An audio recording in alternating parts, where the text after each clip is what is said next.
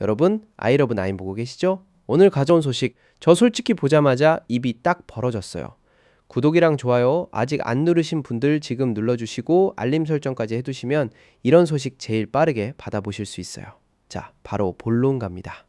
테슬라 기가팩토리 텍사스, 일명 기가 텍사스. 이 공장이 요즘 심상치 않아요. 드론으로 찍은 영상이 공개됐는데 거기서 역대 최대 규모의 사이버캡 차량이 포착됐거든요. 그냥 몇 대 수준이 아니에요. 무려 약 60대입니다. 60대. 이걸 발견한 사람은 기가 텍사스를 꾸준히 관찰해온 드론 촬영 전문가 조테그트마이어, 트위터 아이디 조텍트마이어인데요. 그가 직접 남긴 말이 이렇습니다.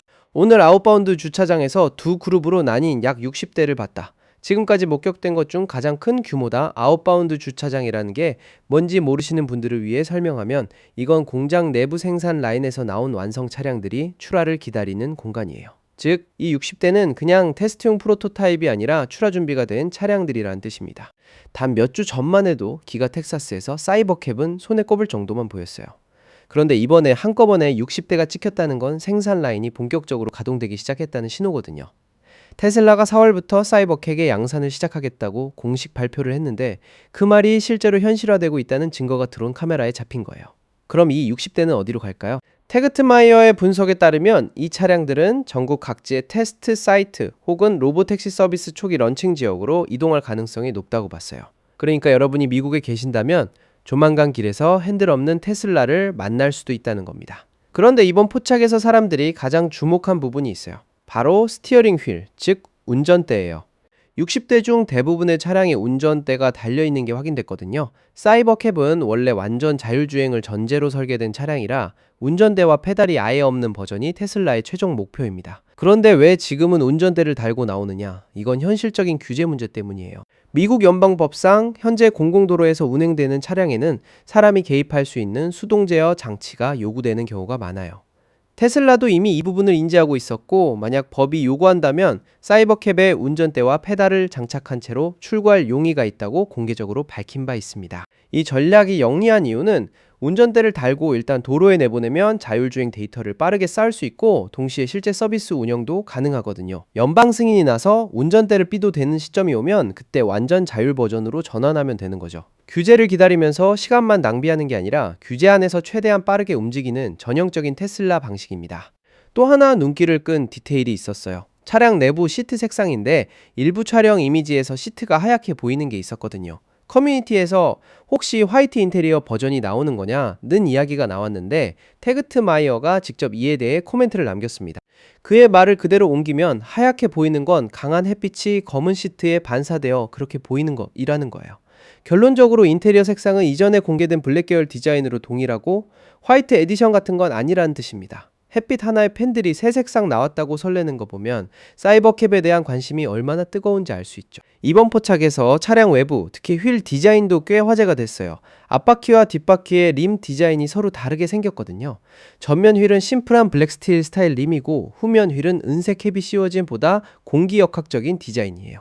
이게 단순한 디자인 선택이 아니라 기능적 이유가 있습니다. 사이버캡은 스태거드 휠 셋업을 사용하는 것으로 알려져 있어요. 스태거드 방식은 앞뒤 타이어 크기를 다르게 하는 건데 뒷바퀴가 더 크게 설계됩니다. 이렇게 하면 차량 후방의 안정성과 미적 실루엣이 향상되거든요.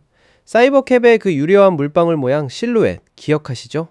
그걸 살리는데 이 스태거드 휠 설계가 한몫을 해요. 더불어 사이버캡은 전륜구동으로 알려져 있는데요. 전륜구동이면 앞바퀴가 추진력과 조향을 동시에 담당하고 뒷바퀴는 안정적인 지지 역할을 하는 구조입니다. 이 생산 초기 단계에서 앞뒤 림 디자인을 다르게 한 또 다른 이유가 있을 수 있어요. 엔지니어들이 내구성 테스트를 진행할 때 서로 다른 타이어 스펙을 빠르게 시각적으로 구분하기 위한 실용적인 목적도 있을 거라는 분석이 나오고 있습니다. 디자인 하나에도 이런 배경이 있다는 게 흥미롭지 않나요? 그리고 이번에 사이버캡 내부의 프렁크, 전방 트렁크 공간도 새롭게 공개됐어요. 일반적으로 전기차 프렁크는 수납 공간으로 쓰이는데 사이버캡의 프렁크에는 거대한 유체 저장고가 들어있는 게 확인됐습니다.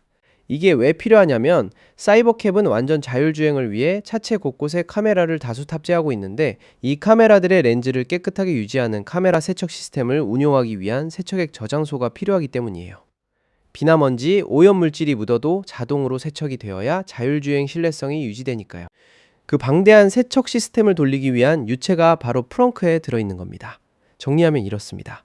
기가 텍사스에서 역대 가장 많은 60대의 사이버캡이 아웃바운드 주차장에서 포착됐고, 이는 테슬라의 4월 양산 계획이 실제로 이행되고 있다는 강력한 신호입니다. 대부분의 차량에는 규제 대응을 위해 운전대가 장착되어 있으며, 인테리어는 기존 블랙 계열 디자인을 유지하고 있어요. 앞뒤 다른 휠 디자인은 스태거드 셋업과 테스트 편의성을 위한 실용적 선택이고, 전륜 구동 구조에서 앞바퀴가 주 구동을 담당합니다.